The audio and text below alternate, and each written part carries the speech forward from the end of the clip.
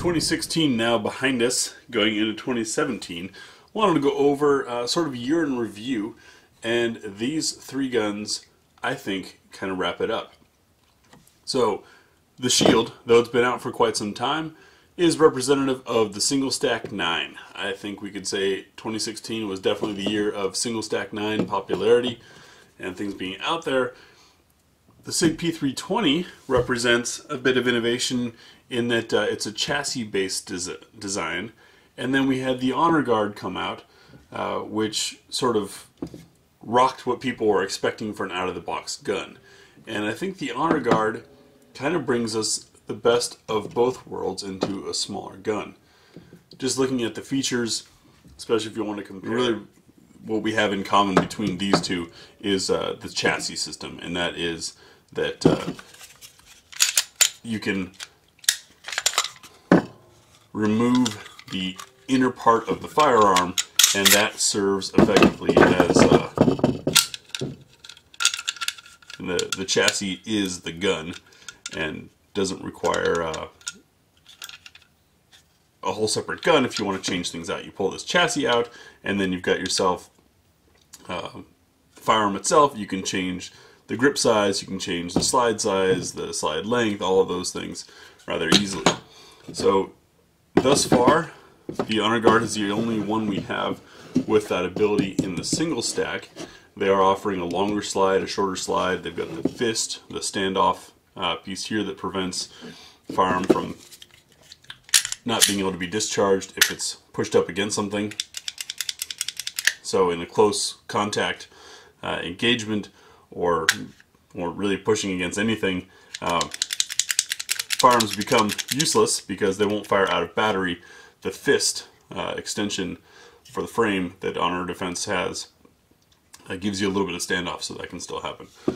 So pairing these two side by side, right? We've got, I think we can mostly agree, the Glock 43, though it's nice and lightweight, is a bit unpleasant to shoot. It snaps more simply because it's too lightweight. And to be honest, I don't have one on hand to compare. So we're going to do the Shield and the Honor Defense side by side. Our overall length and size is approximately the same, but looking across the top, major differences here. One, front slide serrations, which I'm a big fan of for doing press checks. You want to have some traction there.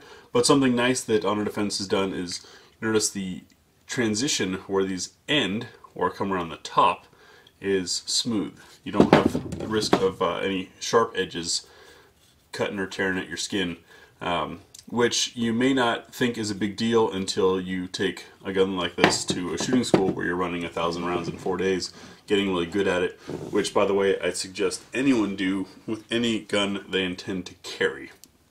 I've been to shooting school several times running a Glock 34 or an XDM that was all trimmed out, and yeah, I did great, but it wasn't quite as accurate of training as when I went back taking one of my carry guns. So, back to the top of this. We do have the loaded chamber window on the Shield. These are better than nothing, but really, folks, it requires ample light to see if there's anything in there, and how often are you needing a quick check when you've got ample light? It'd be nice to have something that pops out, such as when you have an external extractor that pops a little bit. That's what Glock people like to say is their loaded chamber indicator. Looking at the sights back here, right, so really opposite shapes. The Honor Defense squared up front and rounded backward. The Shield squared back and rounded forward. When it comes to snag-free design, which is a buzz term in the industry, this will not snag going into a holster, but might snag on clothing coming out, whereas the rounded is not going to snag on the way out. On the way in, maybe you've got an issue, but really what this is meant for is being able to rack the gun off of your belt or a tabletop or any hard object if you had to do a one-handed operation. Speaking of one-handed operation,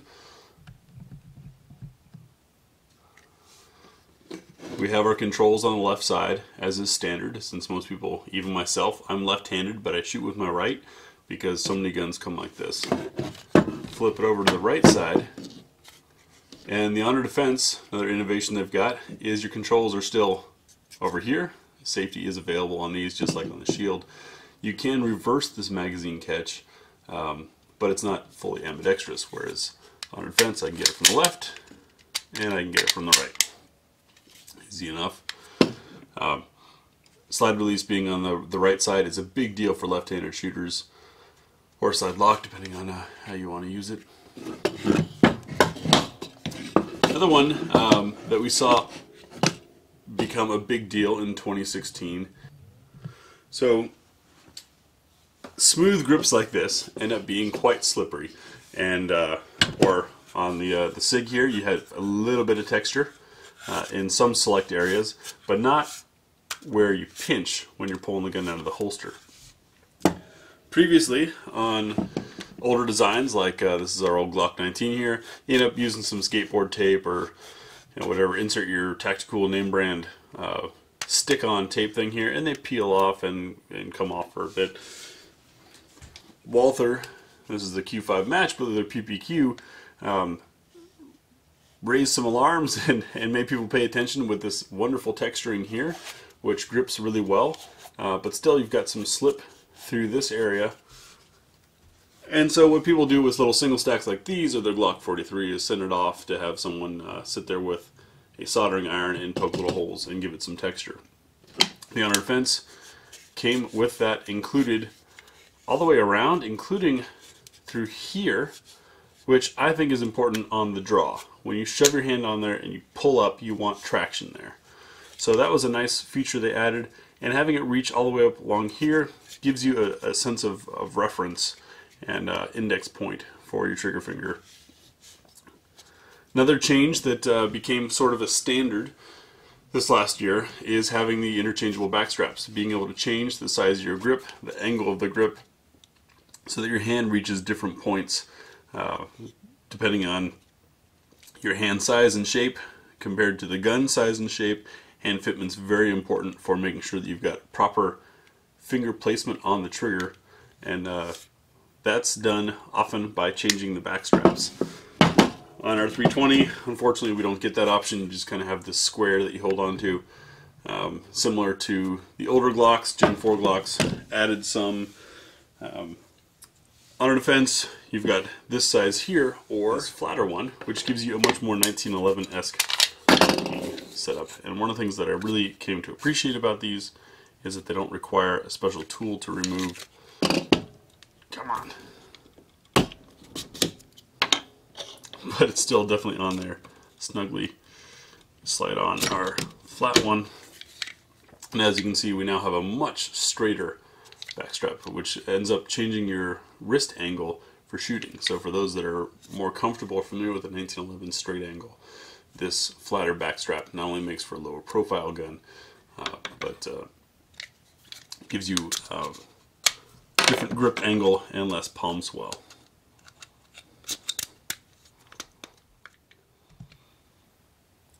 So those are just some of the thoughts on changes we've seen this last year in the single stack. I bring in the Taurus 709 Slim to offer a little more perspective. 709 Slim is a great budget gun, very affordable, and some people have criticized Honor Defense for pricing the Honor Guard where it is. Mind you that it's still cheaper than a Glock 43 and blows the Glock 43 out of the water on features. But you look at the width of the guns, not necessarily in the slide. Slides can only get so small and still handle plus P, which is another thing that I think the public has become aware of this year, and that is when you go to these short barrels like this, you lose a lot of velocity. When you lose velocity, you lose energy, and your round either becomes less effective simply through energy, or maybe the ammunition you're using is designed to, like a hollow point, designed to open at a certain velocity. If it doesn't have that speed, it's not going to perform like intended. So that's where the plus P ammo gives you a chance to get a little more oomph out of a little gun like this. But back to the main point, the grip width, right? What fits through here. the 709 Slim, nice and skinny, very skinny gun. So skinny, in fact, that I put it on borderline unpleasant to shoot, or at least it's one that I don't like to spend a lot of time shooting. To go to an extreme example, the smallest one out there, the little Diamondback DB9, is more of a pocket gun. It fits in it's a different category than these. Extreme slimness for the purpose of being extremely slim also makes it one that you carry and you shoot when you've got experience, and you know you're only going to use it for that. This is not a rangeable gun, whereas these subcompacts are guns you can take to the range. But this breadth through here and rounding in the corners makes them something that's comfortable enough that you can actually spend some range time with and get familiar with. I think these two guns are very representative of 2016 and what we should look for in 2017, in that the Shield really brought the single stack 9 to the public, and now that they're getting even cheaper, there's a lot of them out there, but with guns like the Honor Guard out there, you understand why the Shield is getting cheaper, and that is that as far as features and design, it just doesn't have the same thing out of the box. This is a gun that people like to get and then send off to a custom shop or spend a lot of money on and boast of all the things they had done to their gun. This is the gun that comes with those features and really has raised the bar as far as what's the standard. As we said in our review of the Honor Guard, I think those who don't appreciate it maybe don't have enough trigger time yet. This is a gun for those with an acquired taste that already understand what they're looking for, or maybe have been shooting double stacks in duty and full size that have a lot of features and then are looking for those same features on the single stack. So for 2016, my Innovation Award has got to go in the single stack category to the Honor Guard from Honor Defense for really raising the bar and changing what we can expect from manufacturers. It'll be interesting to see how the others respond. What is Smith & Wesson going to do now that their bread and butter gun is sort of boring? We had SIG break some ground with that chassis system, and the 320 is a great gun, but you really don't get much for the cost. And if you want to change out to the other grips or slides, you're looking at a cost that approaches getting a whole nother gun in the first place. I think maybe they're getting away with that because of the SIG name. Don't get me wrong here, I'm not discrediting the SIG. It is a great gun, but when it comes to what you get for your money, Honor Defense really has set a new standard. So big props to Honor Defense.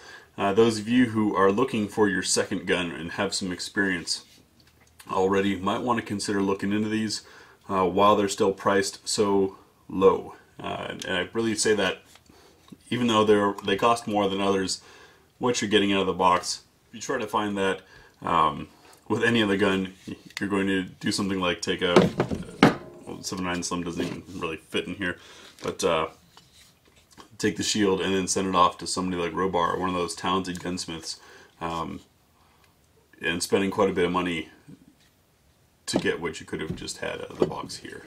So that's my 2016 single stack development year in review and what I think we can look forward to in 2017, and hats off to Honor Defense for pushing forward and changing what we look for.